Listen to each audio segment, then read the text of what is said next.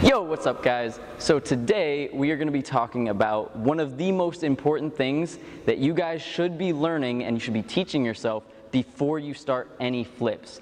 And I'm just going to call them the prerequisites to flips. The entire idea here is if you master these three things, you'll be able to teach yourself any flip out there completely on your own. You won't need a gym. You can just go to some grass, find some sand, and teach yourself. So the first thing that we're going to be talking about is handstands. This is going to be your main catching mechanism if you start to fall out of any flip. So the key things that I want you guys working on when you do your handstands is not just to be able to hold your handstands. The key here is being able to hold them long enough to strengthen up your wrists so that eventually what you can start doing is actually hopping into your handstands like this. Just adding that little bit of impact to show that your wrists can take it and you can land softly if you have to bail. All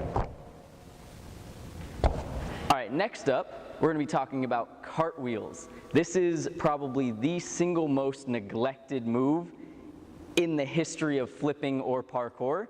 I hear so many people come up to me and they say, hey, I really want to learn my first flips. Can you help me? Or I've been working on my front flips, I've been working on my back flips, I just need some extra help.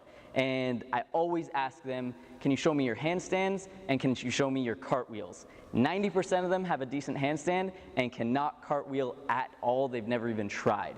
And the reason this is so important is because your cartwheel is basically not only a bailout similar to the handstand, but you can use it to learn so many different flips. In fact, it's a great way to progress up to back flips. And a lot of people don't actually think about this, but if you're bailing a side flip, that is how you bail out, with a nice clean cartwheel. And once we get to some further flips down the line, you're going to realize that if you can jump and catch yourself in a cartwheel position and then just roll out safely, then that is going to be your bailout for so many different flips.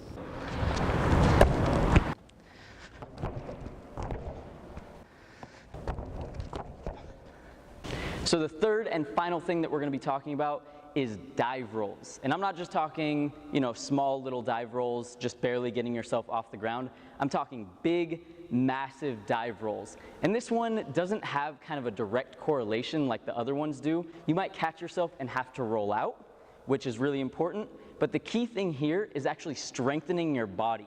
You're going to notice that you're going to catch similar to a handstand, which makes you strengthen your wrists and your arms, and then you're going to roll to your back, and there's going to be some impact. And that's going to strengthen up your back muscles and pretty much muscles all over your body, because when you learn your first flips, inevitably you will slam 1 or 2, maybe 3 times. It's not going to be a horrible slam, but if you're not comfortable, if you don't have a strong, sturdy body, it's not going to feel great.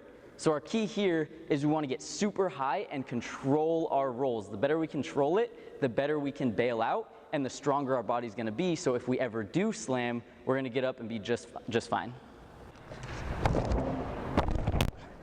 So if you have these few tips on lock, you're slowly going to be able to teach yourself literally every flip there is, because you're going to have the bail techniques that you need to teach yourself those flips. All right guys, hopefully you enjoyed this. This is just a brief glimpse into some of the prerequisites for our flips. Make sure you practice this, take it to heart, really drill it into the core of your body, and you will be able to teach yourself any flips that you want.